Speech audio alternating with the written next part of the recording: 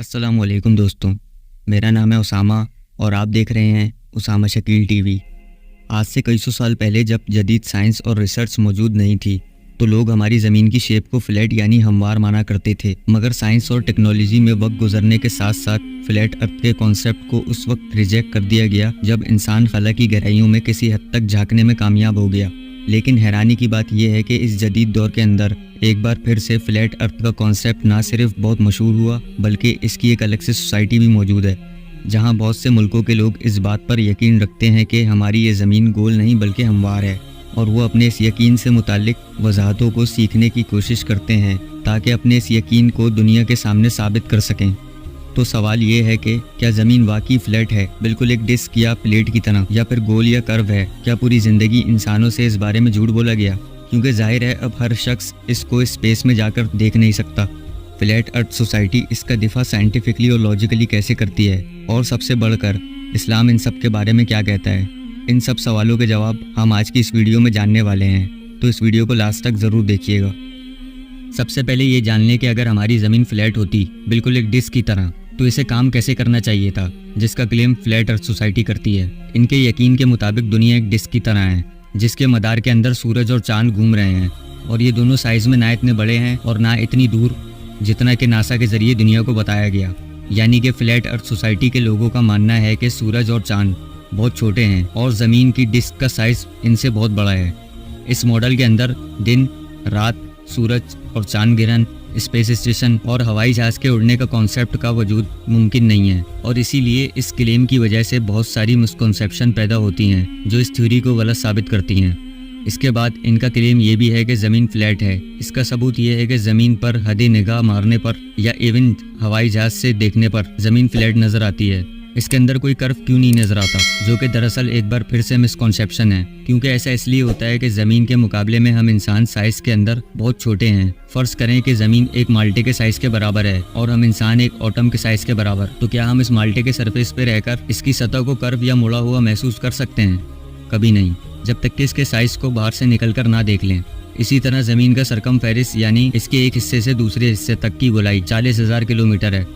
बिल्कुल इसी तरह अगर हम ज़मीन की गोलाई को महसूस करना चाहें तो हर 111 किलोमीटर के बाद हमें सिर्फ 1 डिग्री कर्व महसूस होगा, जो कि हमारी आंखों के लिए बिल्कुल ना महसूस होने के बराबर है। फ्लैट अर्थ के मॉडल के अंदर चांद गिरन और सूरज गिरन का कॉन्सेप्ट भी मुमकिन नहीं है, क्योंकि वो एक ही मदार के अंदर घूम रहे हैं। इसलिए न चांद ज़मीन और सूरज के दरमियान आ सकता है जिसे हम सोलर स्क्लेप कहते हैं, और ना ही ज़मीन सूरज और चांद के दरमियान आकर लूनर स्क्लेप की वजह बन सकती है। ये दोनों कॉन्सेप्ट सिर्फ कर्व ज़मीन के मॉडल के अंदर मुमकिन है।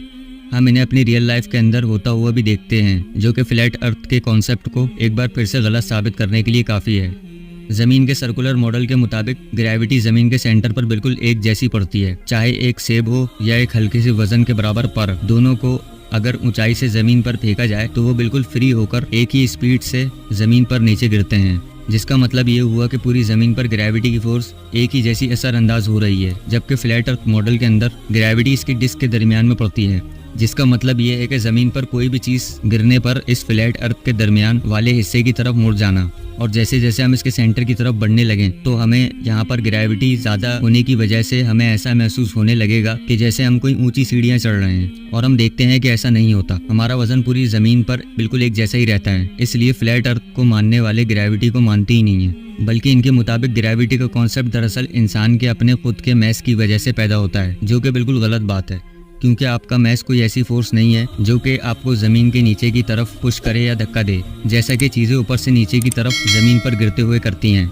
और अगर मान लिया जाए कि ग्रेविटी इसकी वजह नहीं है, तो चीज़ें अपने मैस की वजह से दाएं बाएं या ऊपर को क्यों नहीं जाती, सिर्फ नीचे ही क्यों गिरती हैं? जाहिर है इसकी वजह ग्रेविटी है जो चीज़ों को नीचे की तरफ पुश करती है। इसके अलावा टेम्परेचर में फ़र्क, यानी कि पोलर रीजन के अंदर बर्फ़ और अरब के इलाकों के अंदर सहरा की वजह, मौसमी बदलाव, मुख्तलिफ टाइम जोन, ज़मीन का अरोरा और ऐसी बहुत सी चीज़ें हैं जिसकी वजूहात को बयान ना करने पर इसको साइंटिफिक तौर पर बेबुनियाद करार दिया जाता है। मगर बदकिस्मती से ना सिर्फ गैर मुस्लिम बल्कि मुसलमानों की एक बड़ी तादाद इसे ना सिर्फ मानती है बल्कि इसका सबूत कुरानी आयतों से पेश करती है, जो कि दर हकीकत कुरान पे गौर व फिक्र ना करने का नतीजा है। कुरान पाक के अंदर फराशुन, सूतिहत, बिसातन, और दहा जैसे लफ्ज़ों का इस्तेमाल तो किया गया है, मगर ज़मीन को फैलाने या इसे स्मूथ अंदाज के अंदर बनाने के अंदर, ना कि पूरी की पूरी ज़मीन को ही हमवार या फ्लैट बनाने के तौर पर। सिर्फ एक आयत के कॉन्टेक्स्ट को गलत समझने पर, और हम इसे दोनों मायनों के अंदर यानी कि ज़मीन को हमवार भी मान सकते हैं और गोल या कर्व भी। मिसाल के तौर पर प्लास्टिक की एक बॉल की सतह बहुत स्मूथ और गोल होती है,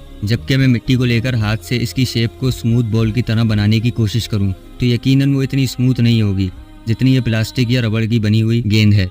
तो इन दोनों बॉल्स को सामने रख के प्लास्टिक वाली गेंद को मैं ये कह सकता हूँ कि ये हमवार यानी कि फ्लैट और स्मूथ है, जबकि इस मिट्टी से बनी बॉल को ना हमवार और रफ कह सकता हूँ। हालांकि शेप के अंदर तो ये भी गोल है, लेकिन यहाँ पे मैं इसकी क्रिटिसाइज को बयान कर रहा हूँ, ना कि इसकी पूरी शेप को, जिससे ये साबित हुआ कि गोल चीज़ों के लिए भी फ्लैट का लफ्ज़ इस्तेमाल हो सकता है। सबसे ज़्यादा जिस कुरानी आयत को रेफरेंस के तौर पर पेश किया जाता है वो है कुरान की वो आयत जिसमें अल्लाह पाक फरमाते हैं कि जिसने तुम्हारे लिए ज़मीन को बिछोना बनाया और आसमान को छत बनाया। यहाँ पर अरबी ज़ुबान का लफ्ज़ फराशन इस्तेमाल किया गया है, जिसका मतलब है कारपेट या फ्लैट सरफेस किया है, जिसको आम से आम शख्स भी समझ सकता है, मगर कॉन्टेक्स्ट के अंदर ना पढ़ने पर इसका मतलब भी बदल जाता है, क्योंकि इस कुरानी आयत के अंदर इस लफ्ज़ से पहले का लफ्ज़ है लकुम, यानी कि तुम्हारे लिए। एक बार फिर से गौर करें कि तुम्हारे लिए, जी हाँ, ज़मीन पर रहने वाले इंसानों के लिए, जो कि अपने आसपास मौजूद ज़मीन को नज़रों से हमवार और फ्लैट ही देखते हैं, क्योंकि हम साइज़ के अंदर ज़मीन के मुकाबले बहुत छोटे हैं, इसलिए ये हर जगह से हमें हमवार नज़र आती है, जबकि ज़मीन के बाहर निकलने पर हमें इसकी असल शेप देखने को मिलती है, बिल्कुल ऐसे ही जैसे हमें ज़मीन की मोशन या हरकत महसूस नहीं होती, जबकि दरअसल ये अपने महवर के गिर्द भी घूम रही है और सूरज के गिर्द भी, जिसके लिए कुरान के अंदर अल्फाज इस्तेमाल हुए हैं कि सूरज और चांद अपने मुकर्ररा मदार के अंदर तैर रहे हैं। और याद रखें कि तैरती हुई चीज़ अपने महवर के गिर्द भी घूमती है और आसपास मौजूद अपनी चीज़ों के भी, लेकिन हमें ज़मीन की हरकत महसूस नहीं होती। क्यों? बिल्कुल ऐसे ही जैसे आप एक गाड़ी के अंदर मौजूद हो और वो गाड़ी बहुत तेज़ रफ्तार से हरकत कर रही हो, मगर आप इस गाड़ी के अंदर एक जगह बिल्कुल स्टिल या बिना हिले जुले बैठे रहते हैं। इसी तरह ज़मीन अपना पूरा एनवायरनमेंट और अपनी पूरी सतह को लेकर घूम रही है, जो कि आपको एक जगह पर बिल्कुल फिक्स लगती है। और हिलने जुलने से बचाने के लिए अल्लाह पाक ने पहाड़ों को बनाया, जो कि कीलों की तरह इसके अंदर घुसकर और ज़मीन के वजन को बराबर करके इसे बिल्कुल हिलने जुलने से बचाते हैं। फ्लैट अर्थ थ्योरी को साबित करने के लिए सबूत के तौर पर एक कुरान की आयत को पेश किया जाता है, जहाँ पर अल्लाह पाक फरमाते हैं और इसके बाद जमीन को फैला दिया। लेकिन जरा गौर करें कि यहाँ लफ्ज़ दहा का इस्तेमाल किया गया है, जिसका मतलब है कि एक ना हमवार सतह को स्मूथ और हमवार कर देना।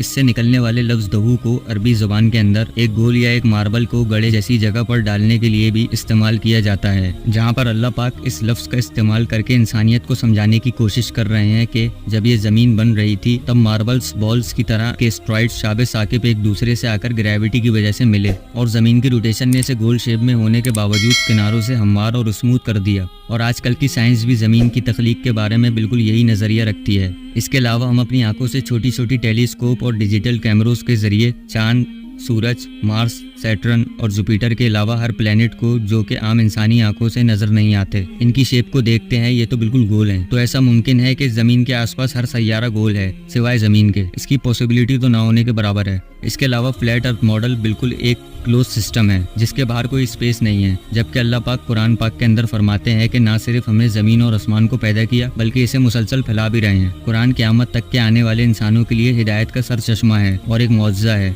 इसमें ज़मीन और आसमान के पैदा करने और काम करने का तरीका अरब के लोगों के लिए बेशक उस वक्त मुश्किल था, मगर आज बेहद तहकीक और टेक्नोलॉजी में एडवांसमेंट की बदौलत हम इसका मतलब समझ पाए हैं। लेकिन कुछ लोग इस किताब को ना समझकर गुमराह भी हो रहे हैं। इसलिए अल्लाह पाक फरमाते हैं कि हमने दिन और रात के बदलने में और ज़मीन और आसमान के अंदर अपनी निशानियाँ रखी हैं, मगर साथ साथ ये भी फरमा दिया कि सिर्फ अकल वालों के लिए। उम्मीद करता हूँ आज की वीडियो आपको पसंद आई होगी और कुछ नया जानने को मिला होगा। अगर वीडियो पसंद आई तो वीडियो को लाइक करें, अपने दोस्तों के साथ शेयर करें और चैनल को सब्सक्राइब करें। मैं मिलूंगा आपसे इसी तरह की किसी नेक्स्ट वीडियो में। तब तक के लिए अल्लाह हाफिज़।